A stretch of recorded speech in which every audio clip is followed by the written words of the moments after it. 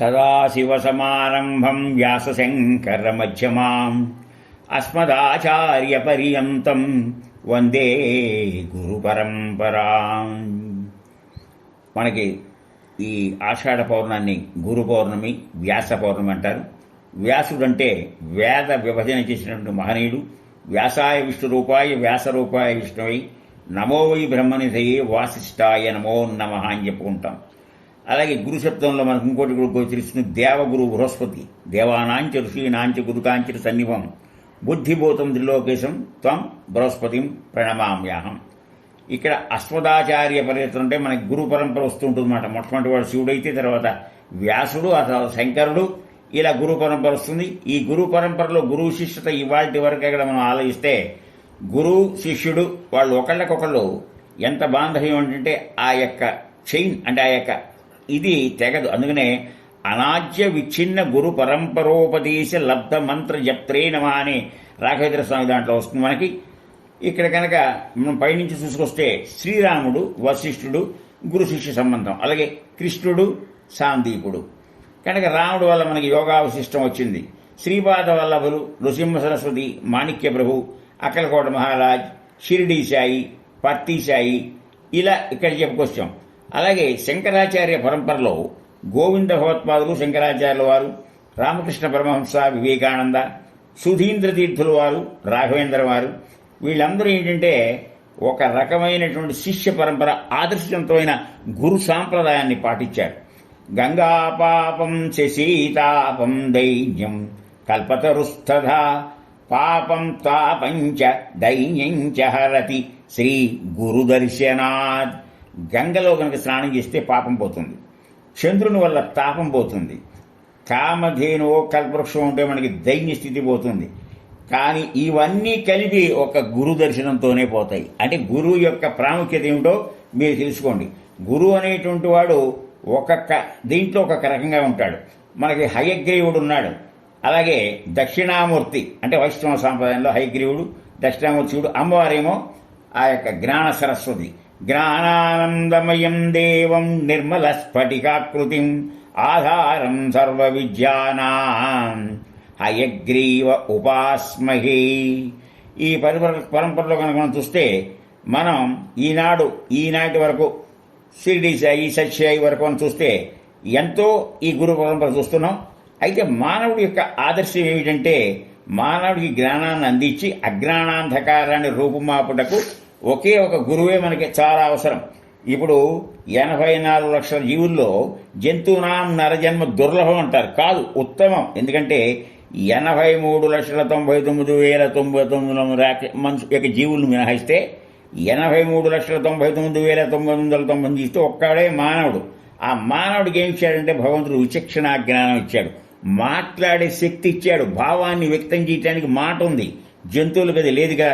కనుక హేయమైన జ్ఞాన దారిద్ర్యం పోవాలంటే గురువు యొక్క ఆవశ్యకత అంత ఇంత అని చెప్పడానికి లేదు. అందువల్ల అసలైన సెసలైన గొప్ప ఆనందం ఏ బ్రహ్మానందం అయితే ఉందో అది గురువు నుంచి వస్తుంది, మనకి గురువు వల్లనే వస్తుంది.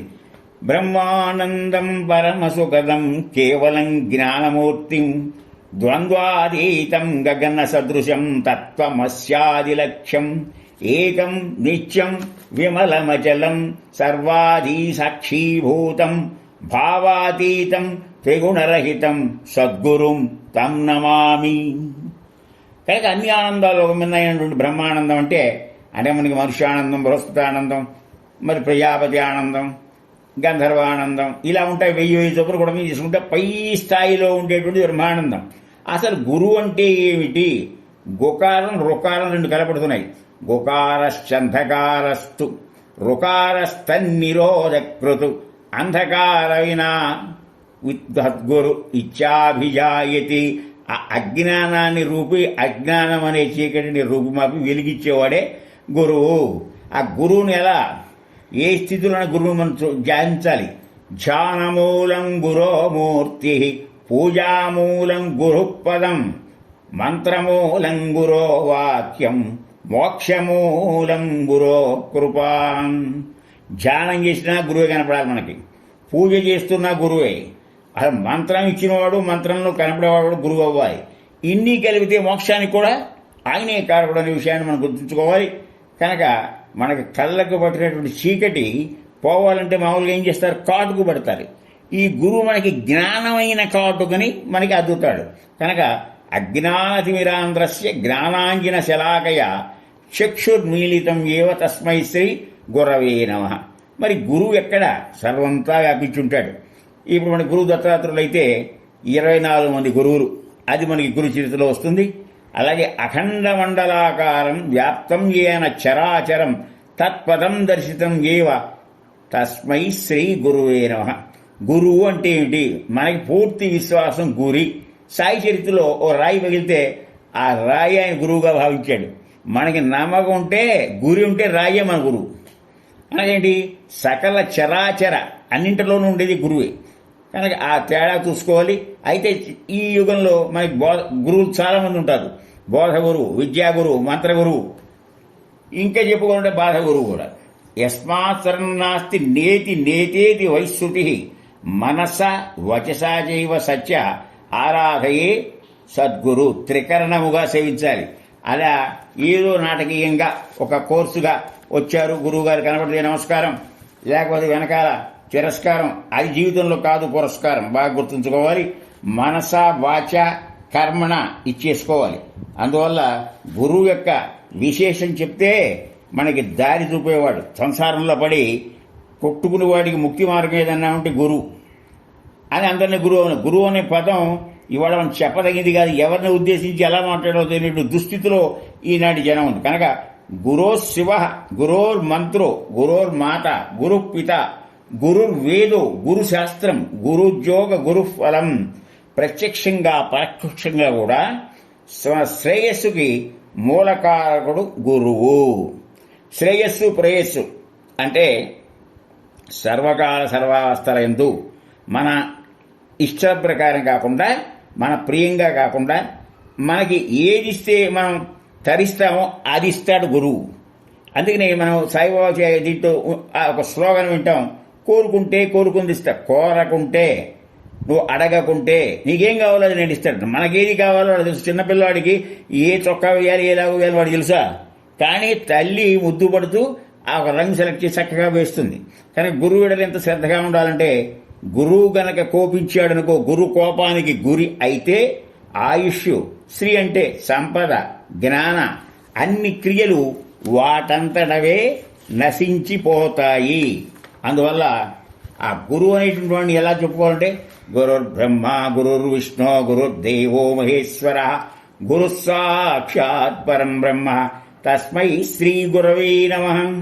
అత్యంత క్లిష్టమైన ఆత్మజ్ఞానాన్ని సులభ శైలిలో పామరులు కూడా అర్థమయ్యేటట్టు అరటి పండు ఒలిచి అందించి ఎంతో సరళంగా బోధించిన అపూర్వ మేధావి ఆదిశంకరాచార్యులు వారు.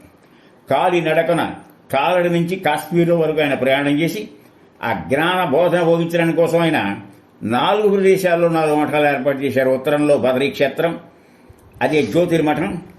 అక్కడ ఒక మాన్యువల్, దీన్ని అనుసరించి బతకని చెప్పి అధర్వణ వేదాన్ని పెట్టారు. అక్కడ బోధ అయమాత్మా బ్రహ్మ. దక్షిణంలో శృంగేరి, ఆ శృంగేరికి రామేశ్వరం అయినప్పుడు మనం చూస్తూనే ఉన్నాం. అక్కడ ఆదివరాహమూర్తి, కామాక్షి, అక్కడ తుంగభద్ర నది, యజుర్వేదం. అక్కడ వేదో వాక్యం ఏంటంటే అహం బ్రహ్మాస్మి. తూర్పు ఇప్పుడు మనం పూరి జగన్నాథ స్వామి ఉన్నారే గోవర్ధన, అక్కడ జగన్నాథుడు, అక్కడ మహోదరి తీర్థం, ఋగ్వేదం, ప్రజ్ఞానం, ఆనందం, బ్రహ్మ, అది శృతివాక్యం. ఇక పడమర గనక వెడితే మీరు ద్వారకుడు, సిద్ధేశ్వరుడు, అక్కడ భద్రకాళి, సామవేదం, తత్వమసి. మనకిన్నింటికి మించి ఇంకో క్షేత్రం చెప్పుకోవాలి, దక్షిణాదిన మోక్షపురి, అది కంచి. బ్రహ్మ సత్యం జగన్ విద్య జీవో బ్రహ్మైవ నాపర. ఆదిశంకరుల బోధనా సారాంశంగా నిష్కర్షగా నిలిచింది మనకి బ్రహ్మ సత్యం జగన్ మిథ్య. అజ్ఞానం పోయి జ్ఞానం వస్తే నిద్రపోతాం, నిద్రపోతే చిన్న కళ వస్తుంది, మెలుగు వచ్చినప్పుడు ఆ కళ గుర్తుంటుంది. కనుక జీవితంలో నిద్రలో వచ్చే చిన్న కళ మన జీవితం అంతా వెనక్కి తిరిగి చూస్తే ఒక పెద్ద కళ. ఆ కళ అంటే ఏమిటో తెలుసుకోండి. ఇలాంటి ఎన్నో విషయాలు చెప్పారు. ముఖ్యంగా గురు చరిత్రలో గురువుని ఎలా ఆరాధించాలి, అనే దానికి మనకి ఒక గురు కథ వస్తుంది. వేద ధర్ముడు అనేటువంటి వాడు చాలా అనారోగ్యంతో బాధపడుతూ భరించలేనటువంటి వ్యాధి తెచ్చుకోవాలి. ఏ తపస్సును దాంతో పోగొట్టుకోవచ్చు. కానీ కాశీలో ఉండి ఆ యొక్క వ్యాధిని పోగొట్టుకోవాలంటే ఆ సమయంలో చాలా ఇబ్బంది పడితే పరిస్థితి వస్తుంది. అది కుష్టు వ్యాధి వస్తుంది, నేత్రహీనం, దుర్వాసన, క్రిములు కప్పుతూ ఉంటాయి. అసలు రోగగ్రస్తులు సిగ్గు కూడా విడుస్తారు పాపం. అలాంటి వాడిని సేవించడానికి శిష్యుల్లో ఎవరు వస్తారని అడిగాడు ఆయన. ఎవరైనా అందరూ సందేహించారు, ఎవరు ముందుకు రాలా. కానీ దీపకుడు అనేవాడు వచ్చాడు. ఆ దీపకుడు అనేకమైనటువంటి కష్టాలు పడ్డాడు. వాడిని సహించాడు. ముందే చెప్పాడు గనక. దుర్వాసన ఒకరోజు తెచ్చిన అన్నం చాలేదనేవాడు, ఒకరోజున ఎక్కడన్నా అడుక్కొచ్చి నాకు మంచిగా తీసుకురమ్మనేవాడు, ఒకప్పుడు కొట్టేవాడు. ఇన్ని బాధలు వరిస్తే ఆ కాశీలో విష్ణు వచ్చి, శివుడు వచ్చి, ఇంత ఉత్తమైన శిష్యుని చూడలేదు, ఇన్ని రహస్యంగా కలిసి దీపకుడిని నీ ఏదైనా వరం కోరుకోమన్నారు. వరం కోరుకోమంటే నేను వస్తానని చెప్పి, నాకు వరం లేదు, నాకు గురుసేవే నాకు ఇదన్నాడు. అంటే ఇలా గురువు గారికి వెళ్ళి చెప్పాడు, ఇలా అడుగుతున్నారని. అంటే ఏమిటి, ఏదో వరం కోరుకుని ఆ వరంలోనేమో నాకు వ్యాధి తగ్గాలని కోరుకుని, నా వ్యాధి తగ్గితే నీ దావు నువ్వు పారిపోదాం అనే దురుద్దేశం కదా, అలాంటి సాగదన్నాడు. అప్పుడు మర్నాడు మళ్ళా వెళ్ళి అడిగారు. అప్పుడు ఆయన చెప్పాడు, నాను గురువుని కాదని నేను ఏమీ చెయ్యలేను, నా గురువే అన్నాడు.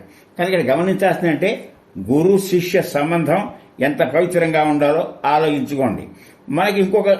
మనకి విషయాన్ని ప్రస్తావిస్తే సాయి చరిత్రలో శిష్యుడు గురువు దగ్గర తన సమస్యలను ఎలా పరిష్కరించుకోవాలనే ప్రశ్నకి సమాధానంగా తద్విద్ధి ప్రణివాతేన పరిప్రశ్నేన సేవయా ఉపదేక్ష్యంతి తే జ్ఞానం జ్ఞానిన సత్వదర్శిన. నానాసాహెబ్ అనే సంస్కృత పండితుడు చందోర్కర్, నానాసాహెబ్ చందోర్కర్ భగవద్గీత 4వ అధ్యాయంలో 34వ శ్లోకాన్ని పఠిస్తున్నాడు. అప్పుడు ఏమిటి గొడుగుతున్నావు నానా అన్నారు. మీకు తెలియదులేండి ఇది భగవద్గీత అన్నాడు. అట్లాగా పైకి చదువు అన్నాడు. చదివిన తర్వాత ఏమిటి అక్కడ ప్రశ్నలు వేశాడు సాయిబాబా. తత్వవేత్త అంటే ఏమిటి, సాష్టాంగ నమస్కారం అంటే ఏమిటి. గురువుని ప్రశ్నించేటప్పుడు వినయ విధేయాలతో సమయాన్ని కనిపెట్టి ఆయన సేవ చేస్తూ తత్వాన్ని తెలుసుకోవాలి. కానీ ప్రశ్న వేసి ఈ గురువుకి ఈ ప్రశ్న ఎంతవరకు తెలుసని చెప్పి ప్రశ్నార్థకంగా ప్రశ్నించే స్థాయిలో ఉండకూడదు. వినయం, ఆ వినయం ఉంటేనే ఏదైనా సాధిస్తాం. విద్యకి ఏమిటంటే end of the education is character అన్నారు. ఈ చదువు కొలమానం ఏంటంటే నీ యొక్క శీలం. ఆ శీలాన్ని పక్కన పెట్టకూడదు. అందువల్ల సర్వస్య శరణాగతి. పరి అంటే ఏంటి, సేవను రాసి పరి కూడా రాశారు. అంటే సరెండర్ అంటే శరణాగతి. శరణాగతి అంటే ఏమిటి, తను మన ఐశ్వర్యాలు అర్పించాలి. నా వంటూ ఏదీ లేదు, నా శరీరం నాది కాదు, గురువుదే. ఐశ్వర్యం అయిందే, నా మనస్సు అయిందే. ఆ రకంగా చేస్తే శరీరానికి యజమాని నేను కాదు. ఈ శరీరం వచ్చింది గురు సేవకే. గురు సేవ వినా నిర్వాణ నహి. కానీ ఈ రకంగా అర్థాన్ని చెప్తే ఆయన ఆశ్చర్యపోయాడు. కనుక గురుగీతలోంచి కొన్ని విషయాలు కనుక మనం ప్రస్తావించుకుంటే, గురవో బృహవసంతి శిష్యా విత్తాపహారకా తమేకం దుర్లభం అన్యే శిష్య హృత్తాపహారకం. జాగ్రత్తగా గురువులు చాలా మంది ఉంటారు ప్రపంచంలో. బోధ గురువులు, విద్యా గురువులు అని చెప్పే కదా. అసలు జ్ఞానమే ఇచ్చి, తను సంపాదించిన జ్ఞానం అంతా ఇచ్చి కొడుకన్నా ఎక్కువగా చూసుకుని ఇచ్చేటువంటి శిష్యుడు తన వల్ల లబ్ధి పొందాలనేటువంటి నిస్వార్థపడైన వాడే అసలైన సిసలైన గురువు. మనకి లౌకికంగా చెప్పాలంటే ద్రోణాచార్యులు తన కొడుకైన అశ్వత్థామకు చెప్పిన విషయాలు కూడా అర్జునుడు చెప్పాడు. కనుక ఎంతమంది గురువులున్నా శిష్యుడికి ఏదో చెప్పి అతని దగ్గరున్న విత్తాన్ని అపహరిస్తారు. కానీ అసలు దుర్లభమైన విషయం ఏమిటంటే శిష్యుడి యొక్క మనస్సు తెలుసుకుని శిష్యుడి యొక్క హృదయాన్ని దోచేవాళ్ళు ఉంటారు, డబ్బులు దోచేవాళ్ళు ఉంటారు. కానీ శివ క్రోధాత్ గురుస్తాత్ర గురోధాక్షిసనహి తస్మాత్ సర్వ ప్రయత్నేన గురోరాజ్ఞం లంఘయేత్. శివుడికి కోపం వస్తే గురువు రక్షిస్తాడు, విష్ణువు కోపం వస్తే గురువు రక్షిస్తాడు. మరి గురువుకే కోపం వస్తే ఏమీ లేదు. కనుక గురువు ఎడలు ఎలా మసులుకోవాలని చెప్తున్నారు. సంసార సాగర సముద్ధరణైక మంత్రం బ్రహ్మాదిదేవముని పూజిత సిద్ధ మంత్రం దారిద్ర్య దుఃఖం భవరోగ వినాశ మంత్రం వందే మహాభయహరం గురురాజమంత్రం. ఎంత బాగా రాశారో ఆ బాణి చూసుకోండి. సంసారం సారహీనం అది చెప్పడానికి ఈశ్వరుడు కర్పూర గౌరం కరుణావతారం సంసార సారం భుజగేంద్రహారం సదా వసంతం హృదయాల విందే భవం భవానీ సహితం నమామని చెప్పుకున్నాం. కనుక సంసారం ఎలా ఉంటుందని చెప్పి పావును మెళ్ళో వేసుకున్నాడు. మనకు కూడా ఆ లోతు తెలిస్తే తెలుస్తుంది. ఊబిలోకి పోయిన కొద్దీ మనం బయటికి రాలేము.